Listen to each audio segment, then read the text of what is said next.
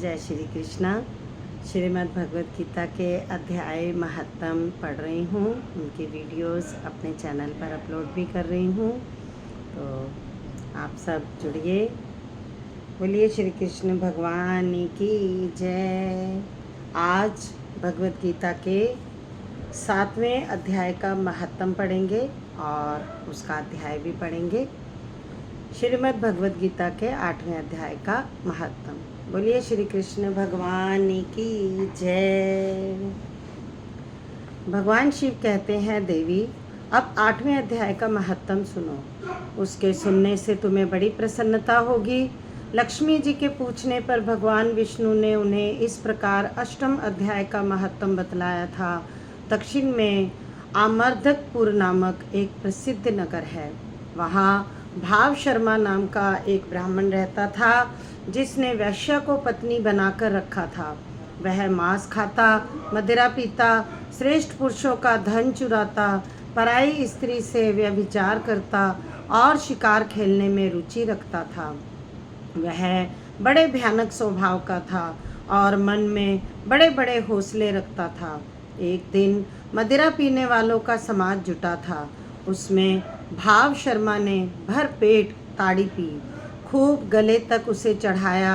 अतः अजीर्ण से अत्यंत पीड़ित होकर वह पाप आत्मा कालवश मर गया और बहुत बड़ा ताड़ का वृक्ष हुआ। उसकी घनी और ठंडी छाया का आश्रय लेकर ब्रह्म राक्षस भाव को प्राप्त हुए तो कई पत्नी पत्नी वहाँ रहा करते थे। उनके पूर्व जन्म की घटना इस प्रकार है। एक कुशीबल नामक ब्राह्मण था, जो वेद वेदांतों के तत्वों का ज्ञाता था, संपूर्ण शास्त्रों के अर्थ का विशेषज्ञ और सदाचारी था। उसकी स्त्री का नाम कुमति था। वह बड़े खोटे विचार की थी। वह ब्राह्मण विद्वान होने पर भी अत्यंत लोभवश अपनी स्त्री के साथ प्रतिदिन भैंस, काल पुरुष और घोड़े आदि बड़े दानों को ग्रहण किया करता था, परंतु दूसरे ब्राह्मणों को दान में मिली हुई कौड़ी भी नहीं देता था। वे ही दोनों पति पत्नी कालवश मृत्यु को प्राप्त होकर ब्रह्म राक्षस हुए। वे भूख और प्यास से पीड़ित हो इस पृथ्वी पर घूमते हुए उसी ताड़ वृक्ष के पास आए और उसके मूल भाग में विश्राम करने लगे। इसके बाद पत्नी ने पति से पूछा, नाथ, हम लोगों को यह महान दुख कैसे दूर होगा तथा इस ब्रह्म राक्षस योनि से किस प्रकार हम दोनों की मुक्ति होगी? तब उस ब्राह्मण ने कहा, ब्रह्म विद्या के उपदेश, आध्यात्म तत्व के विचार और कर्म विधि के ज्ञान बिना किस प्रकार संकट से छुटकारा मिल सकता है? यह सुनकर पत्नी ने कहा कि त्रदहम किम धात्यम किम कर्मम पुरुषोत्तम। पुरुषोत्तम वह ब्रह्म क्या है, आध्यात्म क्या है और कर्म कौन सा है? उसकी पत्नी के इतना कहते ही जो आश्चर्य की घटना घटित हुई उसको सुनो। उपयुक्त वाक्य गीता के 8वें अध्याय का आधा श्लोक था। उसके श्रवण से वह वृक्ष उस समय ताड़ के रूप को त्याग कर भाव शर्मा नामक ब्राह्मण हो गया। तत्काल ज्ञान होने से विशुद्ध चित्त होकर वह पाप के चोले से मुक्त हो गया तथा उस आधे श्लोक के ही महत्तम से वे पति पत्नी भी मुक्त हो गए। उसके मुख से देवात ही 8वें अध्याय का आधा श्लोक निकल पड़ा था। तदंतर आकाश से एक दिव्य विमान आया और वे दोनों पति पत्नी उस विमान पर आरूढ़ होकर स्वर्गलोक को चले गए। वहाँ का यह सारा वृतांत अत्यंत आश्चर्यजनक था। उसके बाद उस बुद्धिमान ब्राह्मण भाव शर्मा ने आदर पूर्वक उस आधे श्लोक को लिखा और देव देव जनार्दन की आराधना करने की इच्छा से वह मुक्तिदायिनी काशीपुरी चला गया। वहाँ उस उदार बुद्धि वाले ब्राह्मण ने भारी तपस्या की। उसी समय क्षीर सागर की कन्या भगवती लक्ष्मी ने हाथ जोड़कर देवताओं के भी देवता जगतपति जनार्दन से पूछा, नाथ, आप सहसा नींद त्याग कर खड़े क्यों हो गए?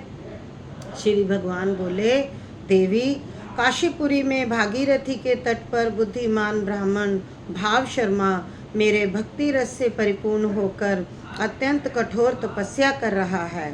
अपनी इंद्रियों को वश में करके गीता के 8वें अध्याय के आधे श्लोक का जप करता है। मैं उसकी तपस्या से बहुत संतुष्ट हूँ। बहुत देर से उसकी तपस्या के अनुरूप फल का विचार कर रहा था। प्रिय, इस समय वह फल देने को मैं उत्कंठित हूँ। पार्वती जी ने पूछा, भगवान, श्री हरि सदा प्रसन्न होने पर भी जिसके लिए चिंतित हो उठे थे, उस भगवत भक्त भाव शर्मा ने कौन सा फल प्राप्त किया? श्री महादेव जी बोले, देवी, द्विज श्रेष्ठ भाव शर्मा प्रसन्न हुए। भगवान विष्णु के प्रसाद को पाकर आत्यंतिक सुख मोक्ष को प्राप्त हुआ तथा उसके अन्य वंशज भी जो नरक यातना में पड़े थे, उसी के शुद्ध कर्म से भगवत धाम को प्राप्त हुए। पार्वती, यह 8वें अध्याय का महत्तम थोड़े में ही तुम्हें बताया है, इस पर सदा विचार करते रहना चाहिए। बोलिए श्री कृष्ण भगवान की जय। 8वें अध्याय के महत्तम को मैंने आपको सुनाया। अब 8वां अध्याय श्रीमद् भगवद गीता का पढ़ने जा रही हूँ। श्री परमात्मनाय नमः, श्री जगदीश्वराय नमः। बोलिए श्री कृष्ण भगवान की जय। 8वां अध्याय। इस प्रकार भगवान के वचनों को ना समझकर अर्जुन बोला, हे पुरुषोत्तम, जिसका आपने वर्णन किया वह ब्रह्म क्या है और आध्यात्म क्या है तथा कर्म क्या है और अधिभूत नाम से क्या कहा गया है तथा अधिदेव नाम से क्या कहा जाता है? हे मधुसूदन, यहाँ अधियज्ञ कौन है और वह इस शरीर में कैसे है और चित्त युक्त चित्त वाले पुरुषों द्वारा अंत समय में आप किस प्रकार जानने में आते हो? इस प्रकार अर्जुन के प्रश्न करने पर श्री कृष्ण भगवान बोले, हे अर्जुन, परम अक्षर अर्थात जिसका कभी नाश नहीं हो, ऐसा सच्चिदानंद घन परमात्मा तो ब्रह्म है और अपना स्वरूप अर्थात जीवात्मा आध्यात्म नाम से कहा जाता है तथा भूतों के भाव को उत्पन्न करने वाला शास्त्र विहित ज्ञान, यज्ञ, दान और होम आदि के निमित्त जो द्रव्य आदियों को त्याग है, वह कर्म नाम से कहा गया है। उत्पत्ति, विनाश, धर्म वाले सब पदार्थ अधिभूत हैं और हिरण्यमय पुरुष अधिदेव है। और हे देहधारियों में श्रेष्ठ अर्जुन, इस शरीर में मैं वासुदेव ही विष्णु रूप से अधियज्ञ हूँ। और जो पुरुष अंतकाल में मेरे को ही स्मरण करता हुआ शरीर को त्याग कर जाता है, वह मेरे साक्षात स्वरूप को प्राप्त होता है। इसमें कुछ भी संशय नहीं है। कारण कि हे कुंती पुत्र अर्जुन, यह मनुष्य अंतकाल में जिस भी भाव को स्मरण करता हुआ शरीर को त्यागता है, उसको ही प्राप्त होता है, परंतु सदा उस ही भाव को चिंतन करता हुआ, क्योंकि सदा जिस भाव का चिंतन करता है, अंतकाल में भी प्राय उसी का स्मरण होता है। इसलिए हे अर्जुन, तू सब समय में निरंतर मेरा स्मरण कर और युद्ध भी कर। इस प्रकार मेरे में अर्पण किए हुए मन बुद्धि से युक्त हुआ निसंदेह मेरे को ही प्राप्त होगा। हे पार्थ, यह नियम है कि परमेश्वर के ध्यान के अभ्यास रूप योग से युक्त अन्य तरफ ना जाने वाले चित्त से निरंतर चिंतन करता हुआ पुरुष परम प्रकाश रूप दिव्य पुरुष को अर्थात परमेश्वर को ही प्राप्त होता है, जिससे जो पुरुष सर्वज्ञ, अनादि, सबके नियंता, सूक्ष्म से भी अति सूक्ष्म, सबके धारण पोषण करने वाले, अचिंत्य स्वरूप, सूर्य के सदृश, नित्य चेतन, प्रकाश रूप, अविद्या से अति परे, शुद्ध सच्चिदानंद घन परमात्मा को स्मरण करता है, वह भक्ति युक्त पुरुष अंतकाल में भी योग बल से भ्रकुटी के मध्य में प्राण को अच्छी प्रकार स्थापन करके फिर निश्चल मन से स्मरण करता हुआ उस दिव्य स्वरूप परम पुरुष परमात्मा को ही प्राप्त होता है।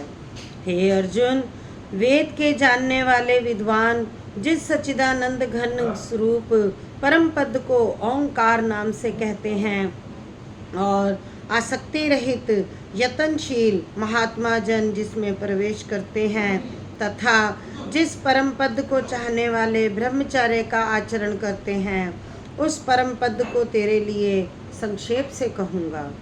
हे अर्जुन, सब इंद्रियों के द्वारों को रोककर अर्थात इंद्रियों को विषयों से हटाकर तथा मन को हृदय में स्थिर करके और अपने प्राण को मस्तक में स्थापन करके योग धारणा में स्थित हुआ जो पुरुष ओम ऐसे इस अक्षर रूप ब्रह्म को उच्चारण करता हुआ और उसके अर्थ स्वरूप मेरे को चिंतन करता हुआ शरीर को त्याग कर जाता है, वह पुरुष परम गति को प्राप्त होता है।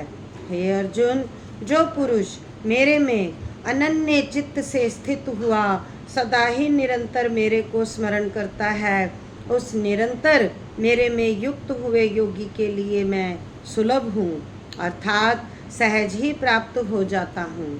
वे परम सिद्धि को प्राप्त हुए महात्मा जन मेरे को प्राप्त होकर दुख के स्थान रूप क्षणभंगुर पुनर्जन्म को नहीं प्राप्त होते हैं, क्योंकि हे अर्जुन, ब्रह्मलोक से लेकर सब लोग पुनरावृत्ति स्वभाव वाले अर्थात जिनको प्राप्त होकर पीछा संसार में आना पड़े ऐसे हैं, परंतु हे कुंती पुत्र, मेरे को प्राप्त होकर उसका पुनर्जन्म नहीं होता, क्योंकि मैं कालातीत हूँ और यह सब ब्रह्मादिकों के लोग काल करके अवधि वाले होने से अनित्य हैं।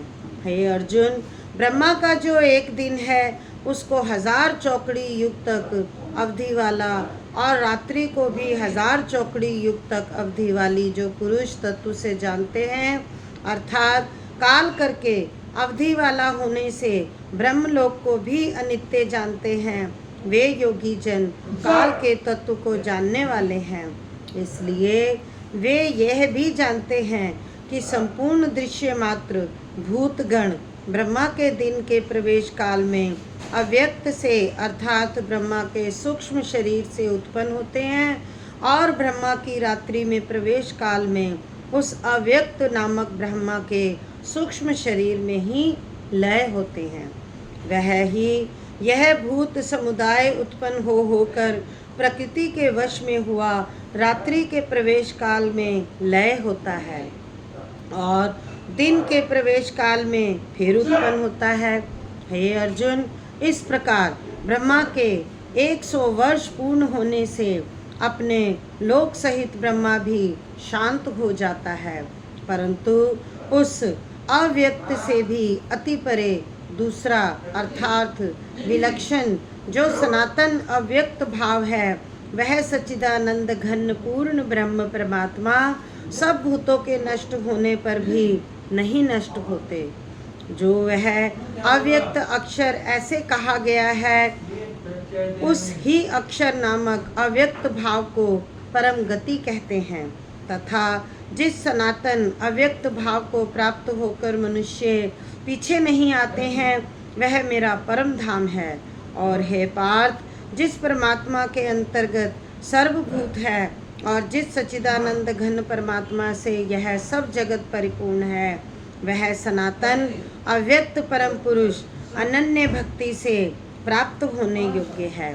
और हे अर्जुन, जिस काल में शरीर त्याग कर गए हुए योगी जन पीछे ना आने वाली गति को और पीछा आने वाली गति को भी प्राप्त होते हैं, उस काल को अर्थात मार्ग को कहूँगा। उन 2 प्रकार के मार्गों में से जिस मार्ग में ज्योतिर्मय अग्नि अभिमानी देवता है और जिनका दिन का अभिमानी देवता है तथा शुक्ल पक्ष का अभिमानी देवता है और उत्तरायण के 6 महीनों का अभिमानी देवता है, उस मार्ग में मरकर गए हुए ब्रह्मवेत्ता अर्थात परमेश्वर की उपासना से परमेश्वर को परोक्ष भाव से जानने वाले योगी जन उपरोक्त देवताओं द्वारा क्रम से ले गए हुए ब्रह्म को प्राप्त होते हैं। जिस मार्ग में धूमाभिमानी देवता है और रात्रि अभिमानी देवता है तथा कृष्ण पक्ष का अभिमानी देवता है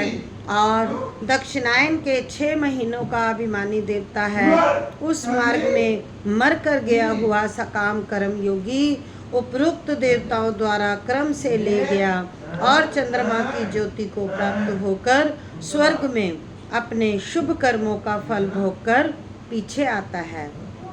क्योंकि जगत के यह 2 प्रकार के शुक्ल और कृष्ण अर्थात देवयान और पितृयान मार्ग सनातन माने गए हैं। इनमें एक के द्वारा गया हुआ पीछे ना आने वाली परम गति को प्राप्त होता है और दूसरे द्वारा गया हुआ पीछा आता है अर्थात जन्म मृत्यु को प्राप्त होता है।